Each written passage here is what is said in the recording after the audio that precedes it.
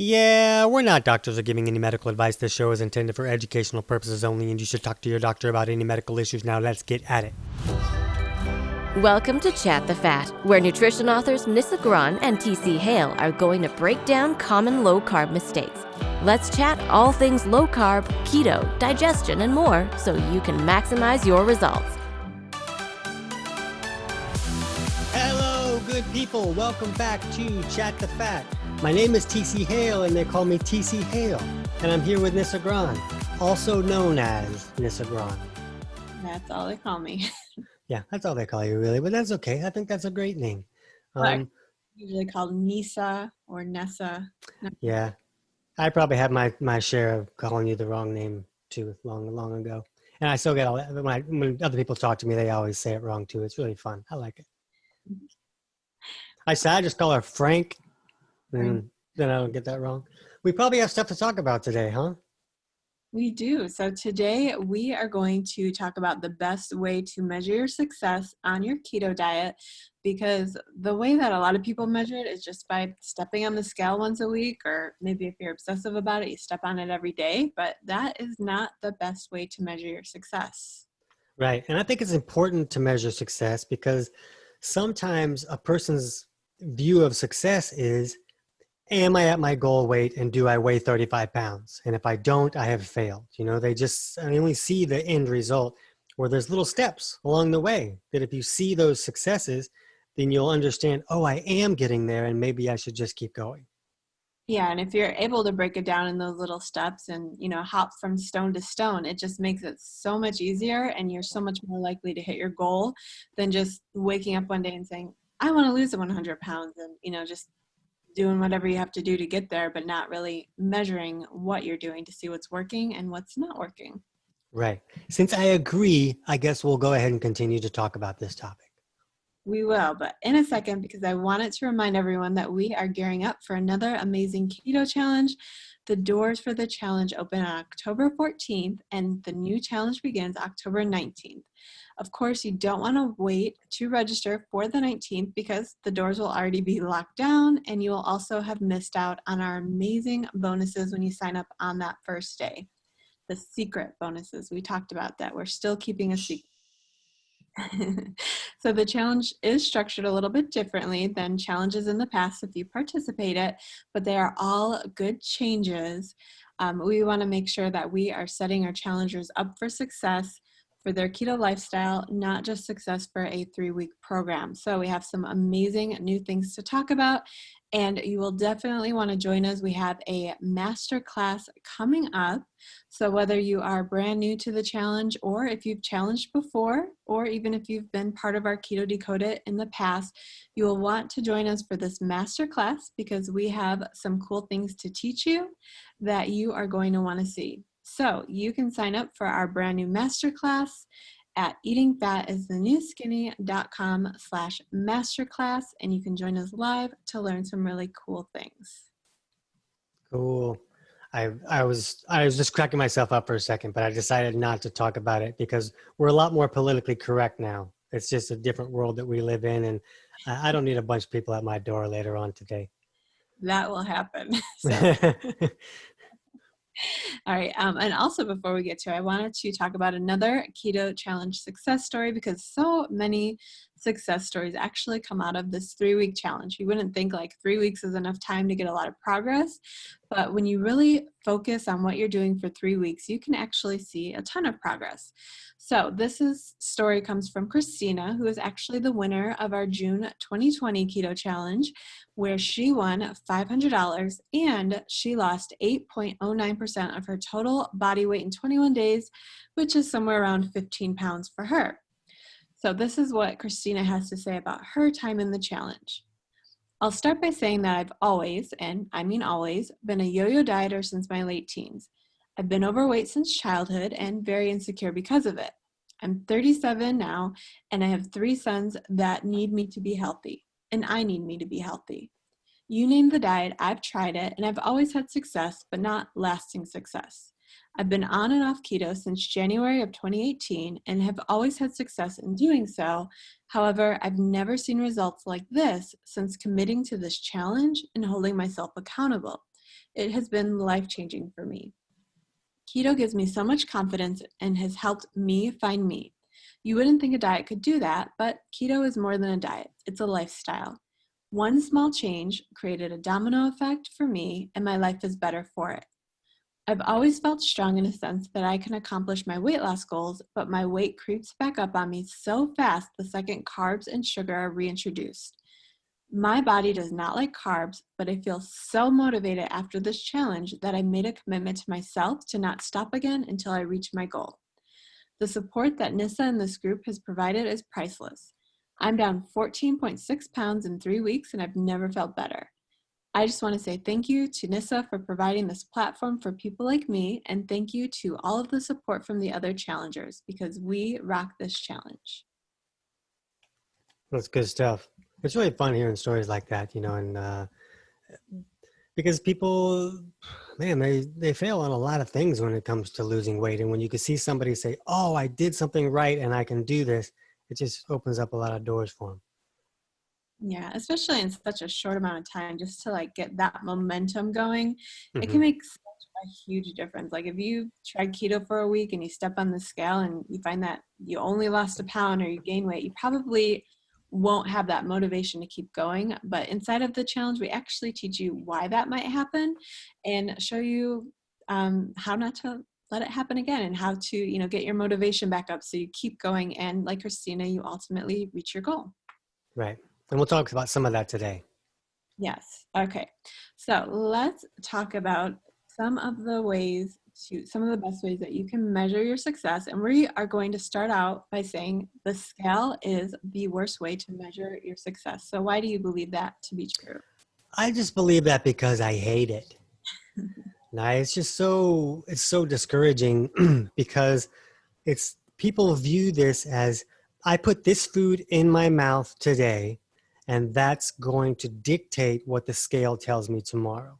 And it could not be further from the truth. And yet people just know that in their head that that's exactly how it works. And it just doesn't. So when they eat foods and they get on the scale and they don't see the result that they thought they would, they think that they're just broken, that they're destined to be overweight and that they can't lose weight. But the reality is that the scale lies a lot, because weight loss doesn't work on a day-to-day basis. There's like this uh, roller coaster thing that happens. There's these spikes and drops and peaks and valleys, and the body functions in a much longer curve than day to day. So a person could be burning fat and losing that body fat, but they could also be adding muscle tissue and building fibers. Maybe they fix digestion and now their body actually has resources that it can rebuild body tissue. So now these tissues weigh more than the fat does. So they get on the scale and they either didn't lose weight or they even gained weight. They're like, man, this doesn't work for me at all. When the reality is it was working exactly as they wanted it to. Yeah. And it's important to note that you could step on the scale in the morning and you could step on the scale 3 hours later and you could be up 5 pounds, and you definitely did not gain 5 pounds of fat because of what you ate. Maybe you gain 5 pounds of water weight, or, it just fluctuates over the course of the day. Or maybe your scale is just not that accurate and it's kind of a little bit different every time you step on it. A lot of people, that's kind of how a lot of scales work. Yeah, so the scale is definitely and we can tell you this a million times, that the scale is the worst way to measure your success, and you are still going to turn around and step on the scale to measure your success, because it's just been ingrained into our heads for so long that that's what you want. You want the scale to drop, even though that's not really what you want. You want other things. So there is a method, we've talked about it before, but I thought we'd just touch on it, that if you really do love the scale, if you're like me, because people told me not to step on the scale and I never listened because I wanted that information. So if you are like me and you do love the scale, then you could do something which is called weight averaging. So I actually have a section on our monthly goal tracker that I put together for our keto challenge that automatically tallies your weight. So basically just step on the scale each day, type in your weight, and then it will average it for you. And the reason that I like this method is because like I said, people, you could tell them not to step on the scale. They don't believe you. They'll keep doing it. So at least if you're going to do this, then you have an actual method where you can see your week to week progress over the entire course of the week. So you can see how your body fluctuates. And then you can take that week to week and you can actually see it over the course of the month and then over the course of the next month. So you're actually seeing a range of data instead of just like one week to week scale. But I always do caution our challengers, if they are trying this, that you truly have to show no emotion when it comes to stepping on the scale. So if you jump on the scale each morning and you get a good result and you're happy about that, or if you step on the scale each morning and you get a bad result and it makes you feel sad, then this is not a method you should use because you're tying your emotions to the scale. And when you do that, it's great on those happy days. You're going to love the happy days. But when you have the sad days, it can throw you off your entire plan and make you think keto's not working for you and make you give up. And the problem with doing that every day is that it's very rare that a person is going to have every day be a happy day if what they're wanting is weight loss, because that's not how the body works. So the body, it kind of looks like, okay, I got to do A, B, and C, A, B, and C, A, B, and C. That took me 3 or 4 days to do A, B, and C, but now that those are completed, I can do D, which is drop this body fat. So on that 4th day, if they get on the scale, then they lost a lot of weight. And it's like, wow, that was great. But if they get on scale again the next day, well, the body is still on A right now. It's not on D, it's still on that first part of the process. So they get on the scale the next day and they don't lose weight and they're like, oh man. And they look back and they think about everything they did the day before because something must have been wrong. Something needs to be adjusted.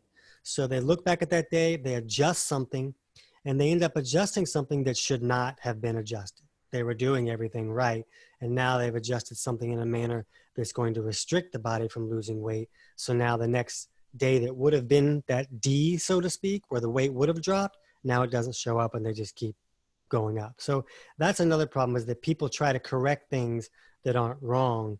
And that's why I like to see people weigh themselves in much shorter, much longer intervals, maybe once a month you get on the scale kind of a thing, maybe at the most once a week. But we're going to talk about other ways that you can measure that you really should. There really is still things that you should track, right? There are, but before we get to that, what are some of the reasons that the scale might go up when someone first starts following keto? Well, if they're first starting keto, what is it called? Keto. I don't know why that word sounded wrong for a minute. Why would that sound wrong to me? That's problematic. So when a person first starts this keto thing, they have to introduce more fat to tell the body, this is what I'm going to be giving you, so this is what you should be burning for fuel. So they give the body more fat, but the body is not burning predominantly fat yet. It's still burning carbs and glucose, and it's still looking for carbs and glucose. And it's still viewing this fat coming in as, ooh, that would be great to save for later. I should save that for later in case I run out of fuel. So the body is still in a mode where it's like, hey, let's store some of this fat for a rainy day. And it's not to the point where it's just burning it all. So it's very easy to gain a little bit of weight when you first start keto. And so if you're monitoring that by weighing yourself every hour or whatever it is that you're doing, it's very likely that you're going to think that this isn't going to work for you and you're going to change things and do the wrong stuff. Yes, so it definitely can go up. It does happen to a lot of people, and that's one of the great reasons to not really even worry about the scale. But I do just like to give that monthly or that daily averaging, just because I know people won't listen. I know you like to dream and think that they're listening to you, but they're not. Right. And, just so you understand the severity of this to me, and I have, I know that people are going to weigh and they do all that stuff, but when I train people in the gym, and I had people who wanted to lose a lot of weight come to me, the results I got were braggable. They were braggable results. They were put me on the news kind of results. And so people knew that, and they really wanted to work with me. And so I would tell them, if you're going to work with me, you're going to do 2 things. You're going to food journal every single thing you put in your mouth, and I'm going to see it. And number 2 is you're going to bring me your scale, and you're not going to buy a replacement. You're not going to be able to weigh yourself. I will weigh you every week and you will have your eyes closed, and I will monitor what's going on and make adjustments accordingly. Because I just saw over and over that the people just couldn't mentally handle it. They just would see the result and they would just create these emotions and they would change their behavior. And I didn't want them to change their behavior. I wanted them to stay on track. So I'm not saying that you have to do this. I just want you to see how easier it was for me to create weight loss success by removing this thing that just messes with people's heads so much. Now, if you understand what we're going to tell you in this episode and you use that knowledge correctly, you would be able to weigh yourself once a week and have an understanding of what that number meant, whether it was good or bad, instead of it just being a number that creates an emotional reaction. Can we make a bonus where people can fly to your house and you can weigh them once a week? Yes. And so but bring a blindfold with you, because I blindfold you when you do it. If you have your own, it makes it easier. Yeah. I also don't have a scale in my house right now, so we'll have to work that out. If you're blindfolding people, you might get some of those protesters showing up at your door. Right. No, I would have them because I had like a medical scale in the gym. So I would have them face the other direction, and then I would do it, and then I would mark it down. And then when they reached a good goal, they lost 20 pounds or something, then I would tell them, I'd be like, guess what? You're down another 20 pounds. And they would just like cry. And it was just fun. It was a lot of fun. I really liked that. And I'm like, maybe this is just me being a Nazi. Can I say Nazi? I don't know. But maybe this is just me being the soup Nazi. I can say stuff that was on Seinfeld. Give me a break, people. I don't want letters. But I was like, maybe I'm just being aggressive about this. I'll test out some clients where I just let them weigh all they want, and they all failed. Okay. So I have seen distance clients, where they do what we're going to talk about in this episode, and they succeeded. So let's see if you can do that, and then you let me know. Okay, so you don't have to fly to Tony's house, because there are some other ways that you can measure if you're having success. And one of the best ways that you can tell is by tracking your measurements. So you can do this in one of two ways. Is you can track all of your body measurements. So that would be things like measuring your bicep, measuring your thigh, measuring around your belly button and your chest and all of your areas. Or I know the method that you like to use is just to track around your belly button. And it's because it's easy. And so you're telling, I was like tired just listening to all the things you were saying to measure. So people aren't going to do that. And that's why they step on the scale, because it only takes 4 seconds, and they're willing to take 4 seconds out of their day. But just measuring at your belly button, and you measure at your belly button so it's at the same place on your waist every day. And you do it when you wake up, and then you just mark that number on a calendar. And then once a week or so, you can check that measurement. And that is telling you what's going on. That's telling you if the body is losing fat or gaining fat, because the scale can go up even when you're losing fat. The scale can go up. So that's a lie. So you're putting all of your hopes and dreams in a liar. So you don't want to do that. But if you use a measuring tape, it's not going to lie to you. Just do it first. How much progress should someone look at when measuring their belly button? Like you said, to measure once a week, but they probably won't see results that once a week. How often should it be going down? Well, I like to think of it as every inch around your waist equates to about 5 pounds of fat on average. So an inch is a lot off your waist. If 5 pounds of fat is a lot off your body. That doesn't mean you lost 5 pounds off of your stomach. You're just measuring the stomach, because that's a good way to gauge what the entire body is doing. Does that make sense? Yeah. So the body doesn't lose weight off of just your stomach, even if you're just doing crunches. It takes it from all over the body. So you say that like an inch equates to losing 5 pounds of fat. That's not losing 5 pounds on the scale. You maybe lose 10 pounds, maybe you lose no pounds, but it's like losing actual fat. Right. So when you're looking at the scale, you want to look at the scale in relation to that belly button measurement. And then that gives you real information. So if you went down on the scale and then you measure your waist and it didn't go down at all, then you know that, oh, I lost a lot of, water, or maybe I even lost muscle tissue. Maybe I wasn't eating enough and my body's eating itself. So I'm losing the wrong kind of weight. But at the same time, you could step on the scale and see no weight loss and then do a measurement and see that you're down an inch. Then you know that you lost fat and you gained muscle tissue. Because if your weight stayed the same, but your belly button went down, you know that you lost fat and gained muscle, which is really what you want to do. Even if you're not trying to be a freakish superhero action figure looking person, you still want to increase the muscle fibers in your body to help you burn more fat all day, all the time. Yes. And so we're talking about measuring your belly button. There are some things you can do if you don't have a tape measure, or, if you forget how much your measurement was the month before.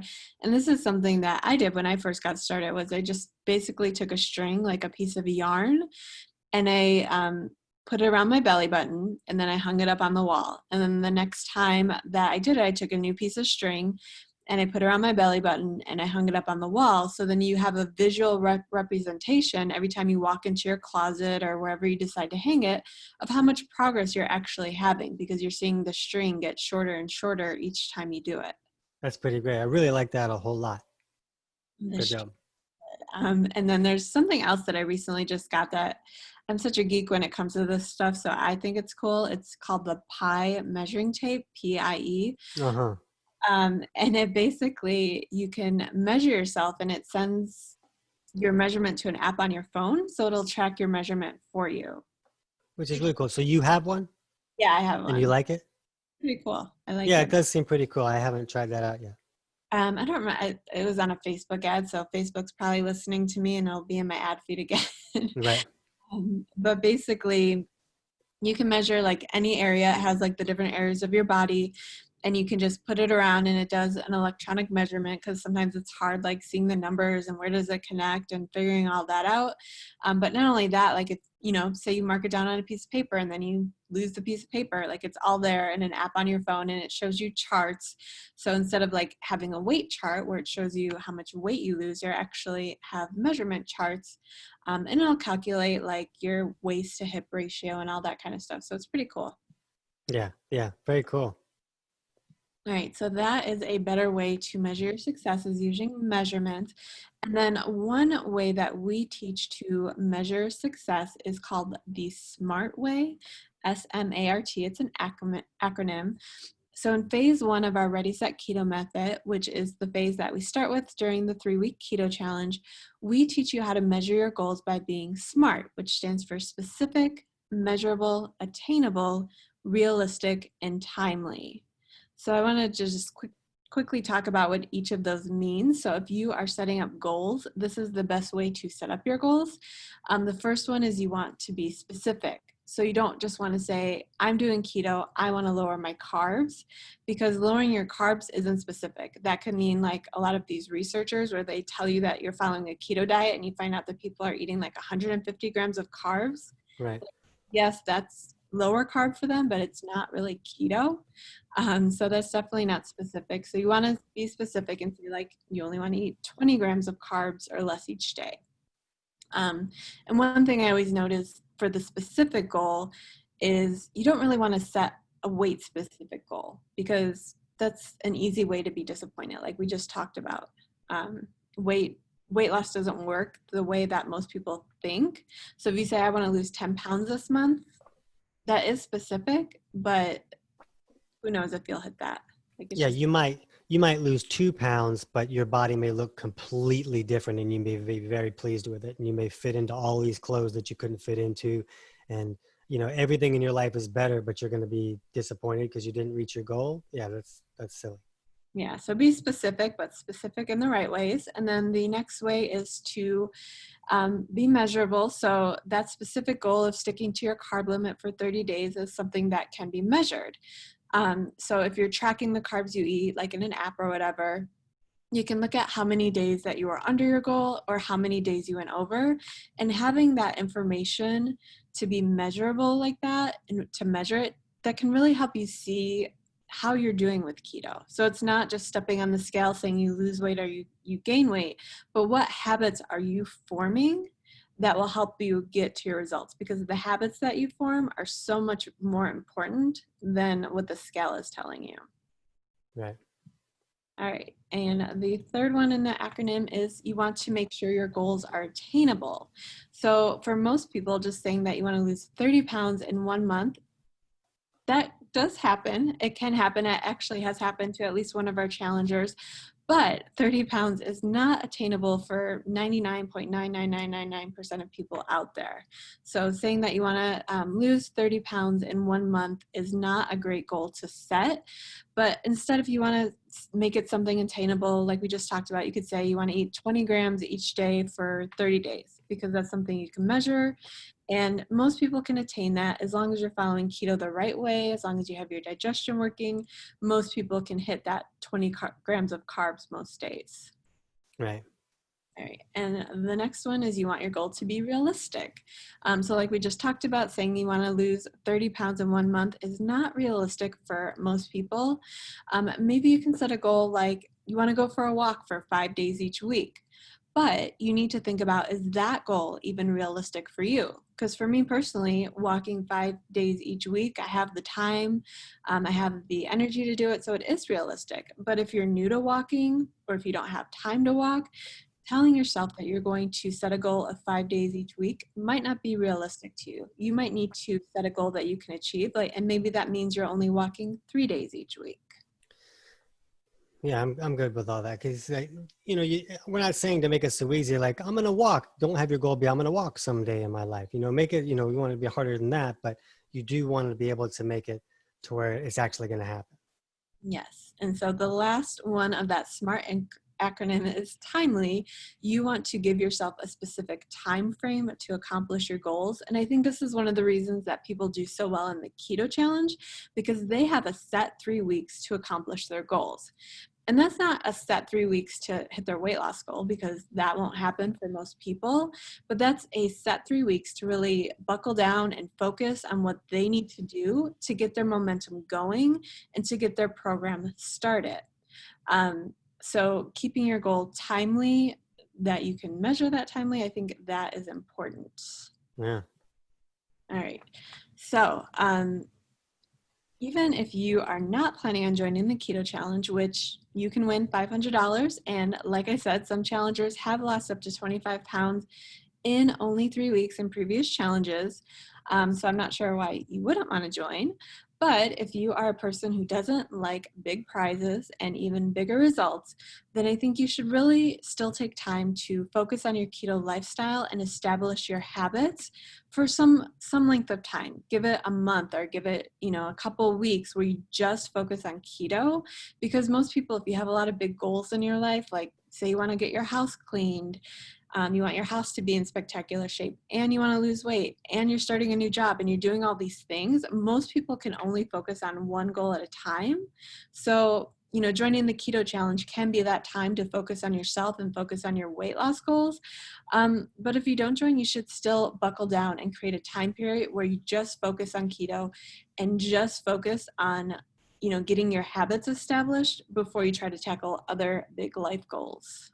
Yeah, and it's pretty easy to do just about anything for 3 to 4 weeks. 30 days is not a huge amount of time in your life. And if you just decide that you're going to do it for that 30 days, it makes it easier to stick with that. And what's great is that a lot of times in that 3 to 4 weeks, you see enough things change in the right direction that it can make you say, hold on a second here. What if I did this for another 3 or 4 weeks, and then you can start to get that momentum going. Yeah, I think I've heard this before. I don't know. It's one of those things I've heard, that a habit takes 21 days to establish. So if you're not focused on something for at least 21 days, and I mean like hardcore focused on doing it every day, then it probably won't stick for you. And if you're not getting these habits that improve your lifestyle, if you're not working on them daily, then you won't see the results you want, because it's the habits that add up that get you to your final results. That's right. Okay. So basically, that's the whole reason that I put that goal tracker together. So our challengers and our members can use it on a daily basis when it comes to keeping track of their goals. It's actually a tracker that I use because even though I did reach my goal weight, just because you reach your goal weight doesn't mean poof, you automatically stay there, especially when you're someone like me who's dealt with yo-yoing weight. I read in Dr. Naiman's book, The PE Diet. He co-wrote that with William Schufelt, who is the Red Power Ranger. Pretty exciting. Okay, right. I'm excited because I met him at KetoCon and my son watches Power Rangers. So Oh, anyway, awesome. I want to throw that in there. But I've read that in his book that if you've struggled with weight for any amount of time, that it actually will take your body up to 9 years to settle into your new set weight.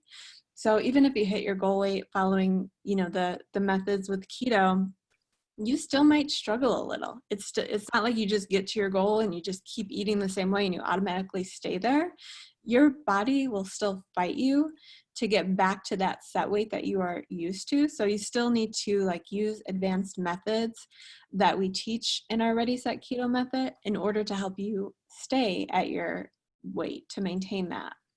Yeah, and as long as you're monitoring what's going on and it gives you an opportunity to make adjustments, and you don't have to wake up a year later and be like, oops, I put all the weight back on. You just have to pay attention to be conscious of what's going on.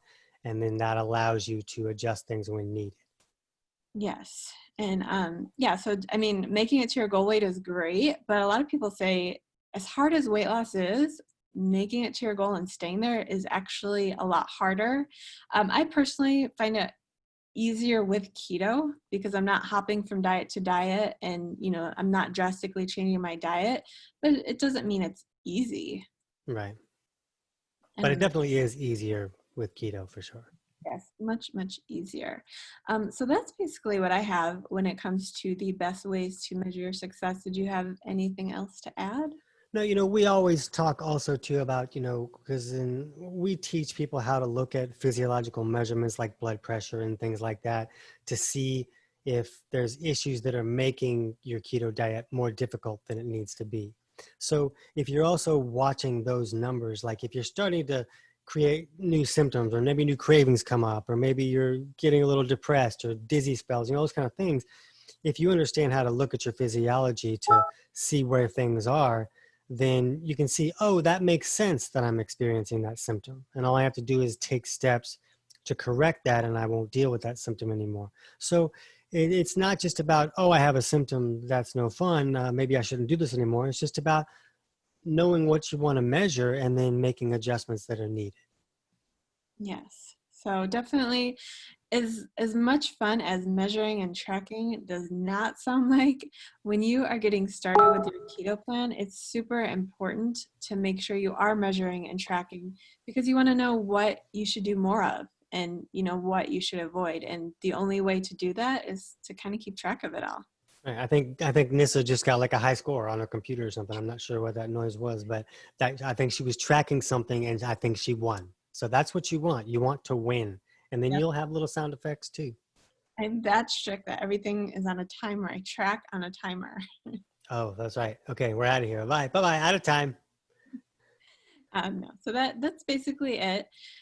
So next week, we do want to help the people who are joining our keto challenge get ready. So we will be back to talk about our keto challenge prep tips that you should start using now to get ready for the next keto challenge that is starting on October 19th. Even if you don't join the challenge, these tips can really still help make your keto lifestyle even more successful. So definitely a great episode to come back for. And if you wanted to get a sneak peek on those tips, you can go to eatingfatisthenewskinny.com/keto challenge, and you will be redirected to the link that will send you your tips. Okay, and where can people sign up to be notified about when we're ready to allow people to register for the challenge? So they can go to that same link, eatingfatisthenewskinny.com/keto challenge. And of course, we are going to talk about it more. She won again. She won. We're going to talk about it more. What?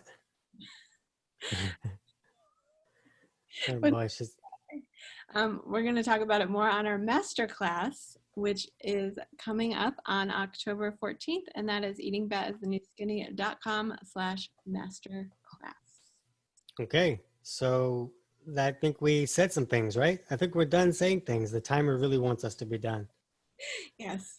We have expired. Okay, we'll see you guys next week.